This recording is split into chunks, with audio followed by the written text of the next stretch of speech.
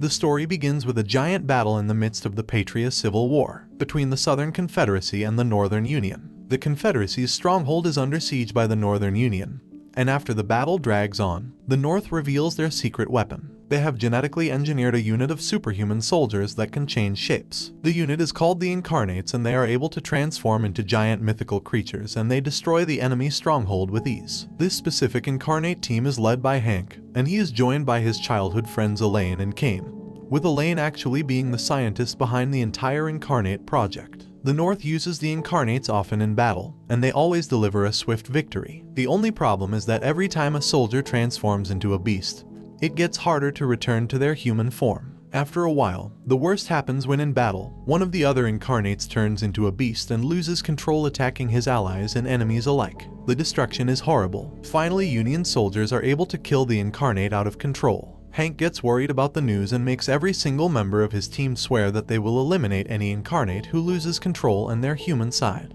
The Incarnates are preparing a final assault at the capital city of the South. Victory is near, and the war will probably end soon. Elaine talks to Hank and informs him that peace talks have already started between the North and South. She then shoots Hank with a special bullet called the God Killer that is specifically designed to kill Incarnates. She tells him that the experiment was always flawed, and that the Incarnates cannot return to their human form, so they will all become monsters soon enough. Elaine sees no other way than to kill all the Incarnates before it's too late. She gives the gun to Kane and orders him to kill the rest of the team before they commit suicide. In a sudden twist of fate, Kane shoots Elaine as he is not willing to get rid of his powers. Hank passes out. After 2 months pass, Hank awakens from his coma and he is being held in a Union base. A secret agent for the North called Lisa explains the situation to him, telling him that Kane and many Incarnates went all around the continent killing and destroying everything that stood in their way. They are totally out of control in their beast forms. Elaine and her body was never found. Hank decides to fulfill his promises and to eliminate each and every one of the Incarnates that have lost their humanity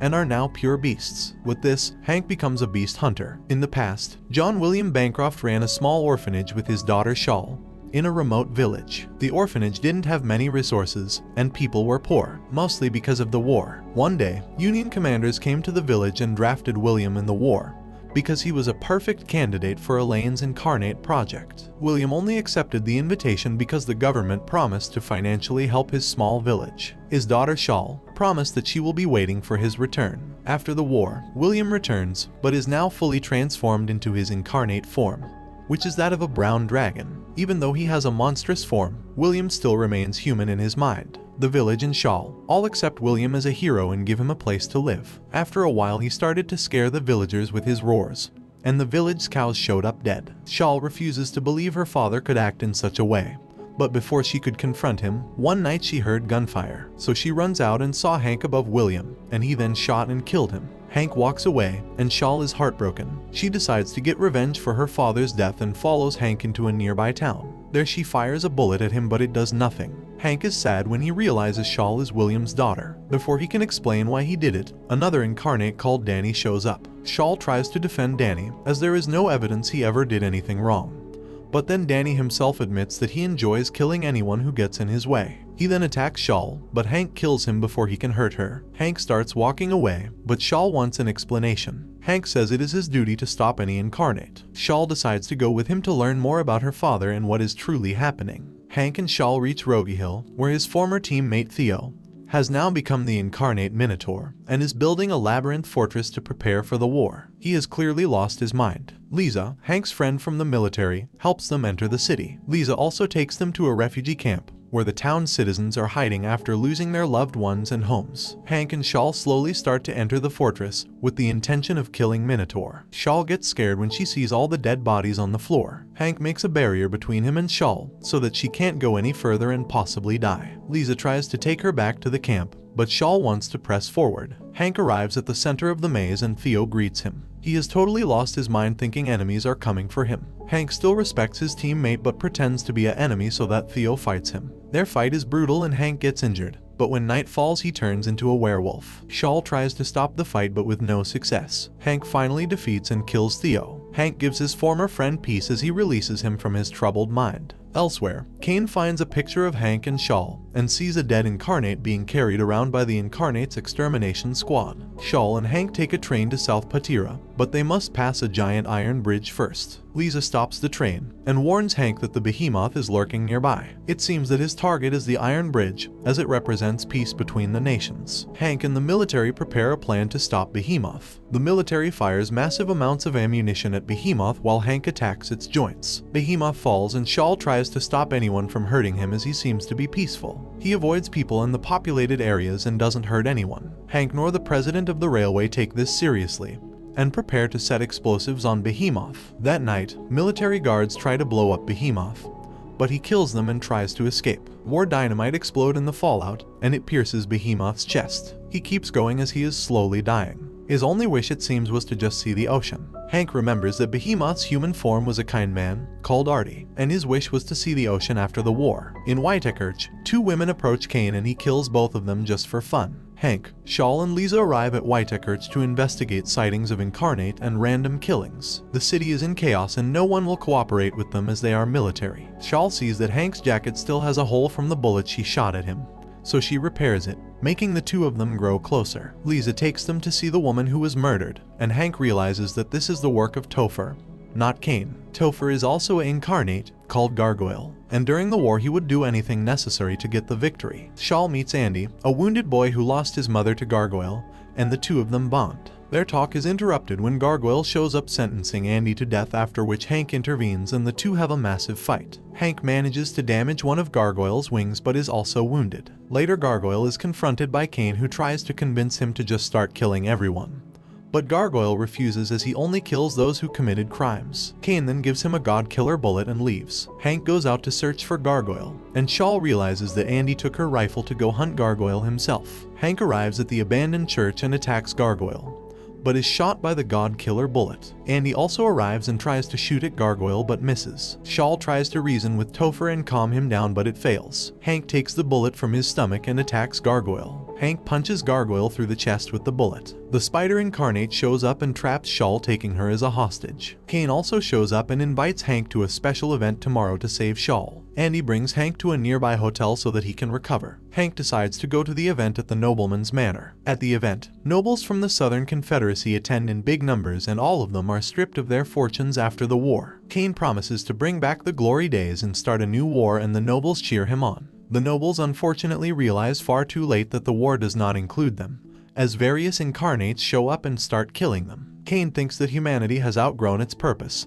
and there is no more use for humans. Hank and soldiers from the coup de grace invade the manor. Hank fights and kills several incarnates. In the meantime, Claude confronts Kane, who is actually his older brother. Hank comes to help Claude, and both of them are attacked by many incarnates, and they cannot get close to Kane. Claude shoots Kane with a distance shot, and Hank manages to get closer and destroys part of Kane's body. Kane regenerates and then threatens to kill Shawl. Hank watches Shawl being shot and falling down. This puts him in a rage state and he transforms into a massive monstrous wolf. He towers over the rest of incarnates as he is a king of beasts now. The next morning, Claude wakes up in a military camp and he sees that Whitekirch has been split into half with a giant ravine now created by Hank. Both Hank and Kane have disappeared and can't be found. 2 weeks pass, and Kane with hundreds of southern rebels announces that the war is just beginning and that the west parts of Patria are now a separate state independent from the rest. Shawl returns home. She finds out that Hank is now also a fugitive. Shawl visits her father's grave and then later joins the coup de grace forces that are trying to find an incarnate in the nearby mountains. The incarnate that they are searching for turns out to be Shawl's father, who has risen from the grave. The beast flies away towards the town and Shawl tries to stop him. In town, Shawl stands in front of Nidhugg, the undead beast that was once her father. Shawl sees that there is no way to reason with him, so she shots him with several godkiller bullets. Just before he finally dies, her father's mind and soul return just in time to say goodbye to his daughter. Shawl now understands why the incarnates need to be stopped, just as Hank said.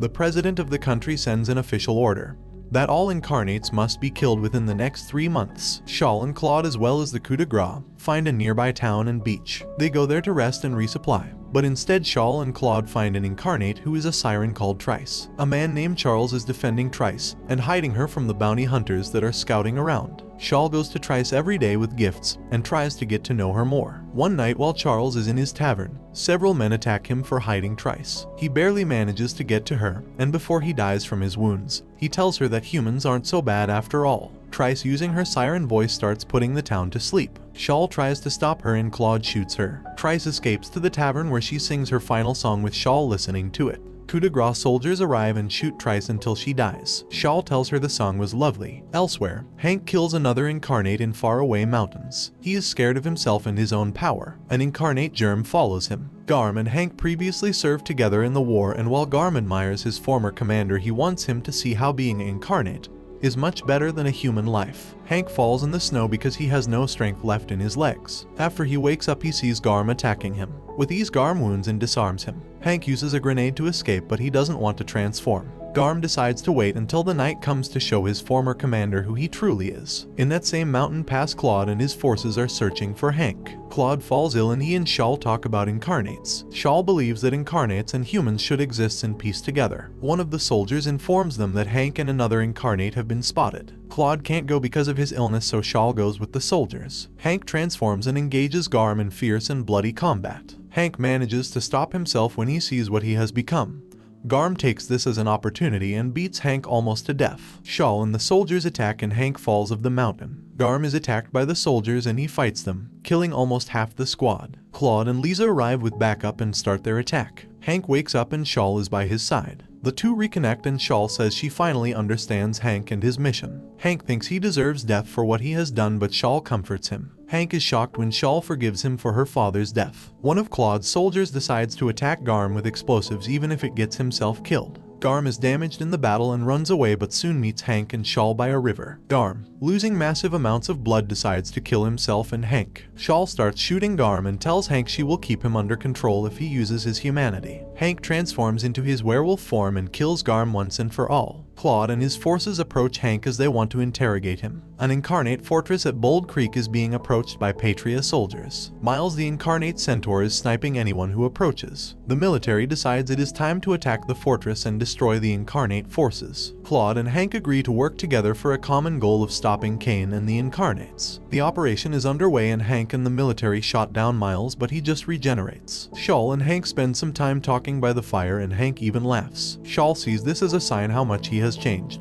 Tomorrow the battle starts, incarnates and rebels against Hank and the Patrian soldiers. Hank wounds Miles and then transforms into a werewolf, and the two start their monstrous battle. One of the soldiers tells the men to bring a secret weapon to the battlefield. Hank and Miles are brutally fighting, but when the secret weapon, a poisonous mist from a Haida incarnate, is released, killing everyone around, even the soldiers. Claude wants to stop the weapon as it kills their own men. But then Kane shows up at the battlefield and starts killing everyone in his path. Kane reveals that the entire fortress was a diversion from his real attack at the South capital, where he killed the leaders who were supposed to sign the agreement with the North. Kane and Hank fight, but Kane's new powers give him the upper hand in battle. Hank loses his powers as the sun rises, but Kane admits he still thinks of Hank as his friend and wants him to survive. He again asks Hank to join his efforts. Kane tries to explain to Hank how flawed and destructive humans are. Kane thinks the incarnates have a better future if humans are not allowed to survive. Shawl tries to help Hank, but Kane attacks her as she reminded him of Elaine. Hank forces himself to transform into his werewolf form and he punches Kane. Kane, seeing the fortress fall, decides to retreat as he has accomplished his goals and now rules over big parts of Partia. Claude admits that the army needs Hank's help in the war against the incarnates. Hank and Shawl reminisce about how much they have both changed and promise each other to be together on their upcoming journey. Elsewhere, Kane is looking at Elaine's body in a special glass container. He says that a new age is approaching. And this brings the anime to an end. Don't forget to like and subscribe if you enjoyed, and turn on the notification bell so you never miss out on another video. Until next time, take care.